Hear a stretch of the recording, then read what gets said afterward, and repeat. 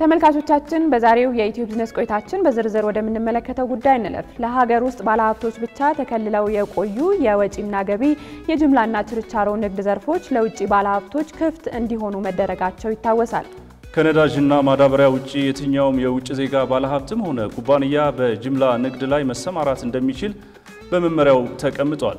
አሁን ላይም ለኢትዮጵያውያን ብቻ ተከልሎ በነበረው የችርቻሮ ንግድ ለመሰማራት የውጭ ኩባንያዎች ፈቃድ እየወሰዱ ይገኛሉ። ባልደረባችን ሃይማኖት ወርቁ በዚህ ጉዳይ ላይ ባለሙያ አናግራ ዝርዝር ዘገባ አሰናድታለች። ወደሱ እናመራለን።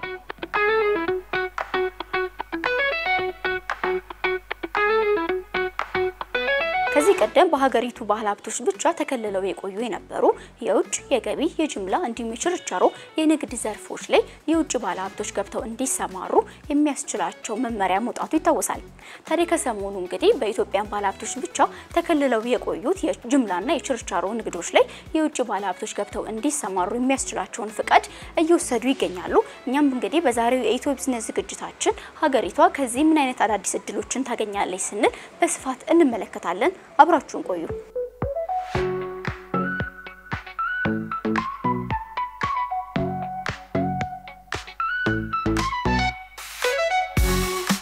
ኢትዮጵያ ኢኮኖሚ ላለፉት 30 ዓመታት ያህል የግል ሰርፉን የዘጋንበት ዋንኛው ዓላማ የኛ ሀገር ሰዎች እንዲጠቀሙበት ነው። አብዛኛው እንደው በኢቭን እንኳን በብድር ፍሰት እንኳን በተመለከቱ የውጪ ንግድ ላይ የገቢ ንግድ ላይ እንደገናም ደግሞ የጅምላ ምችርቻሮ ላይም እንኳን አብዛኛው ብድር እንኳን ኦልሞስት ወደ 40 ወደ 50 ከመቶ እንኳን የሀገሪቷ የባንክ ብድር የሚፈሰው ወደዚህ ነው። ይሄ የሚያሳየው አብዛኛው ኢትዮጵያዊ በዚህ ሀብት አካብቷል። እንደገናም ደግሞ በዚህም ላይም ደግሞ ለስራ ምድል ተፈጥሮ ኢኮኖሚው በኢትዮጵያኖች እንዲያዝ ተደርጓል። አሁን ካለው ነባራዊ ሁኔታ አቋያ ኢትዮጵያ ደግሞ ኢኮኖሚዋን ደግሞ እየከፈተች ነው። የውጭ ባንኮች እየመጡ ነው። እንደገናም ደግሞ የዛሬ 30 ዓመት የኢትዮጵያ ማህበረሰብ 80 ሚሊዮን ህዝብ ነበር። አሁን ደግሞ 125 ሚሊዮን ህዝብ እየተጠጋ ነው ያለው። ከዚህ አቋያ ደግሞ እንደዚህ መቀጠል ደግሞ አይቻልም አይደለ?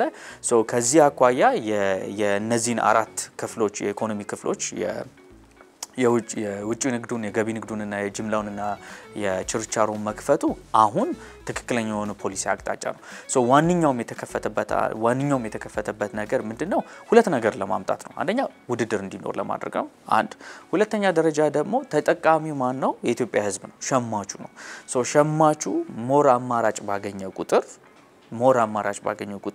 ሞር የተሻለ ዋጋ ያገኛል። እንደገናም ደግሞ ኢኮኖሚ እየሰፋ ከመምጣቱ ማቋያ እንደገናም ደግሞ ሞር መረሳት የሌለበት ነገር የዛሬ 30 ዓመት ከተማ ውስጥ የሚኖረው ኢትዮጵያዊና አሁን ደግሞ ከተማ ውስጥ የሚኖረው ኢትዮጵያዊ ደግሞ ቁጥሩ እየጨመረ መጥቷል።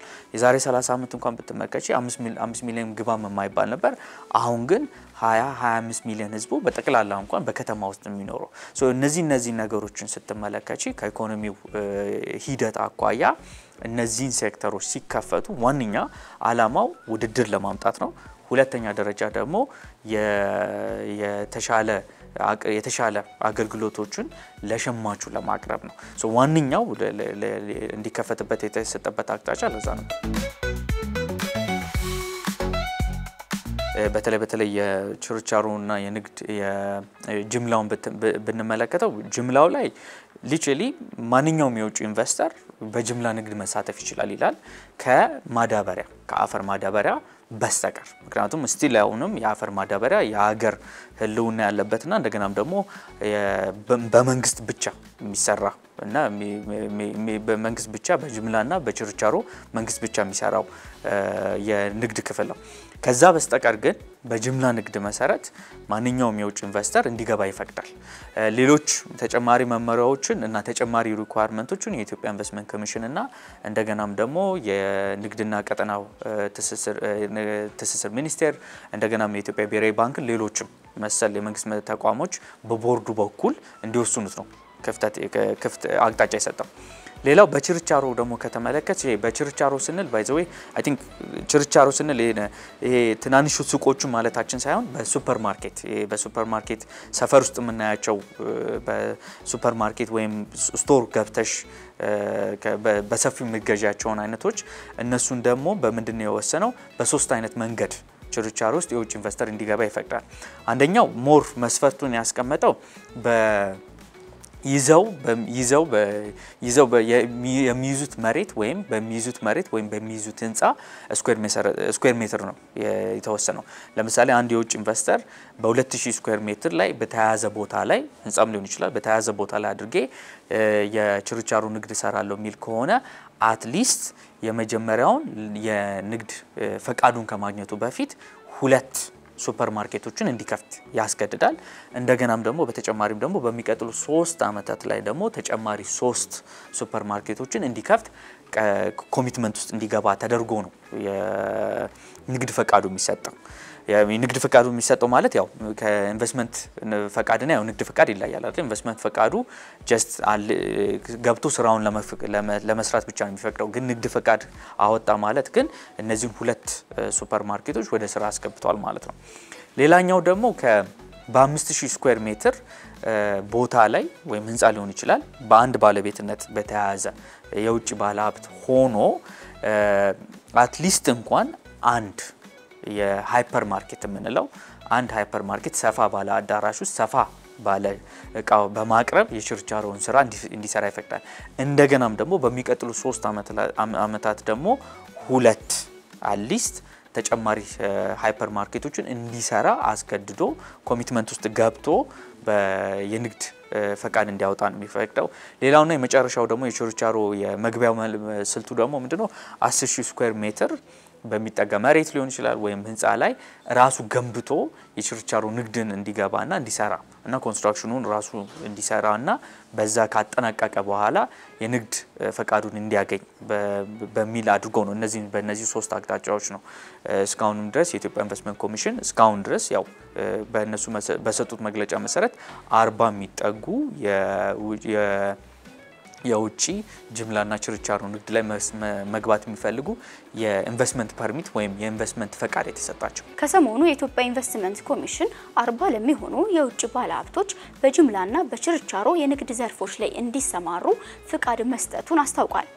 ታዲያ የስራ ምህዳሩን ምቹ ለማድረግ በዚህ ዙሪያ ላይ ምን አይነት ስራዎች መሰራት ይጠበቅባቸዋል?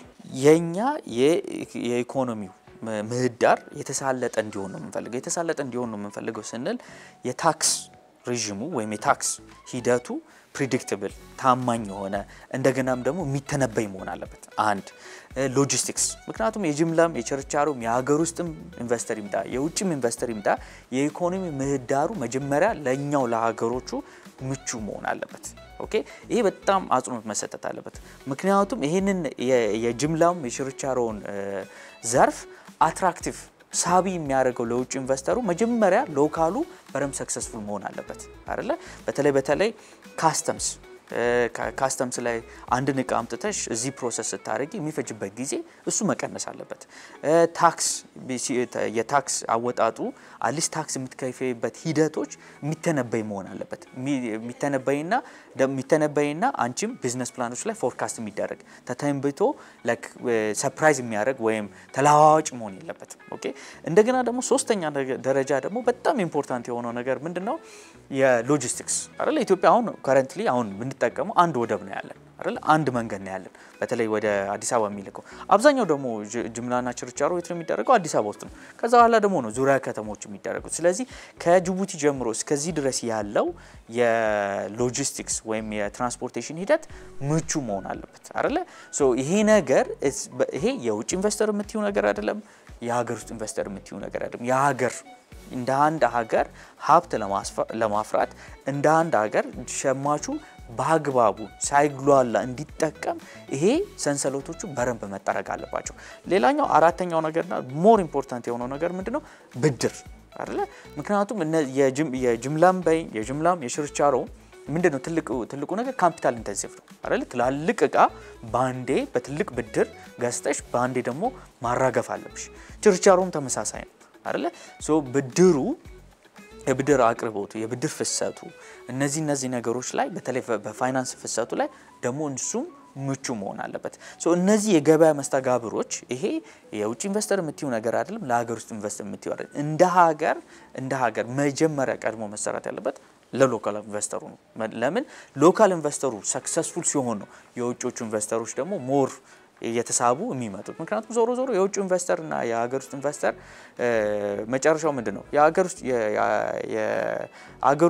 የውጭ ኢንቨስተር ካልተመቸው ዘግቶት ይወጣል አይደለ የሀገር ውስጥ ኢንቨስተር ግን ቢዘጋው እንኳን ሌላ ስራ ላይ ነው የሚገባው በዛ አኳያ በተለይ እነዚህ አራት ነገሮች ላይ በታክሴሽን በኩል በካስተምስ በኩል በትራንስፖርቴሽን በኩል በብድር በኩል እንደገና ደግሞ ምቹ የኢኮኖሚ ምህዳር ከመፍጠር አኳያ ይሄ እንደ ሀገር ስቲል አሁን መሰራት ያለበት የቤት ስራ ነው በጅምላና በችርቻሮ ንግዶች ላይ የውጭ ባለሀብቶች እንዲሳተፉ መደረጉ የሀገሪቷን የግብይት ስርዓት ለማስተካከልና የውጭ ንግድ ዘርፍን ተወዳዳሪነት ለመጨመር ከፍተኛ ሚና እንደሚኖረው ይጠበቃል ኢኮኖሚን ስትከፍቺ ዋናው ነገር አከፋፈቱ ትክክል ይሁን አይደለ ይሄ ሴክተር አይ ቲንክ በኢትዮጵያኖች በረምብ የራሱን ያካበተ ነው እንደገናም እንደውም በረምብ ሞር ኢትዮጵያኖች የሰሩበት ሴክተር ነው የውጭውን ደግሞ ስትጋብጁ ደግሞ እዚህ ጋር ደግሞ የሚከፍተው ነገር ምንድነው አንደኛ ደረጃ ውድድር ነው በቃ ትልቁ ነገር ይዞት የሚመጣው ውድድር ነው ውድድር ሲመጣ ደግሞ ምንድነው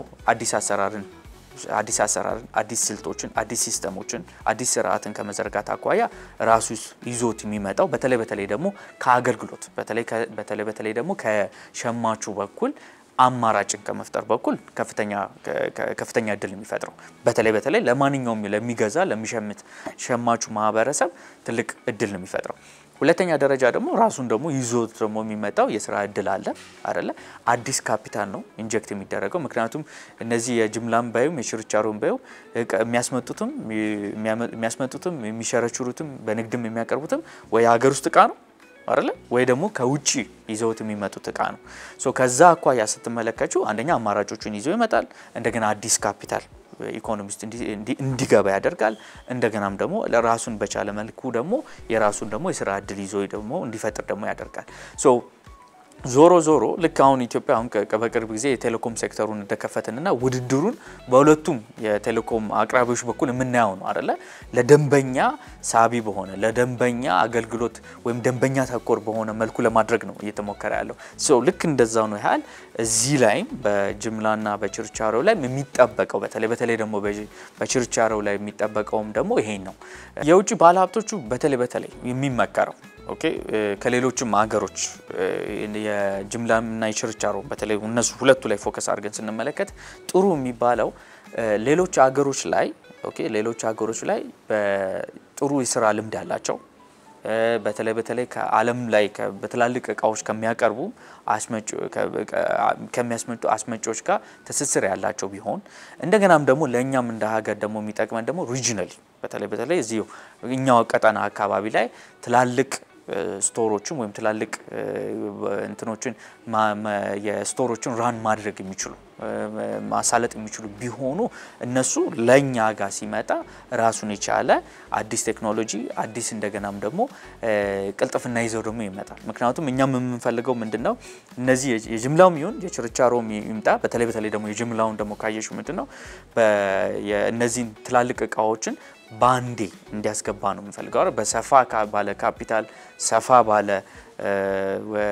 ባለ ካፒታልና ሰፋ ባለ የምርት አይነት ይዘው እንዲመጡ ነው የምንጠብቀው ከነዚህ ጋር በተለይ ልምድ መኖሩ መልካም ነው እንደውም ግን በጣም ደግሞ ጥሩ ደግሞ የሚያደርገው ነገር እንደው መጨረሻ ላይ የምናየው ነገር ነው የሚሆነው ጥሩ ደግሞ የሚያደርገው ነገር ምንድነው እንደውም እኛም ራሱ ምን መክረው ነገር እነዚህ በጅምላም መምጣትም በችርቻሮ መምጣትም የሚፈልጉ የውጭ ባለሀብቶች ከሎካሎቹ ጋር ቢሰሩ መልካም ነው ምክንያቱም አንድ ነገር ልብ ማለት ያለብን ነገር ምንድነው ሎካሉ ላለፉት 30 አመታት ያህል ምክንያቱም ኢትዮጵያ ውስጥ የተለያየ ጂኦግራፊ አለ ከባቢው መሬቱ አቀማመጥ ዕቃ ምትሸጥበት አፋር ላይና ጎንደር ላይና ጅማ ላይ ወይ ጅጅጋ ላይ ሄደሽ ይለያያል አይደል የንግድ ሰንሰለቱም ይለያያል የመሬት አቀማመጡ ይለያያል ባህሉ ይለያያል መንገዱ የመሰረተ ልማቱ ይለያያል አይደል ጅምላና ችርቻሮ ደግሞ ከአንድ ቦታ ወደ አንድ ቦታ ዕቃ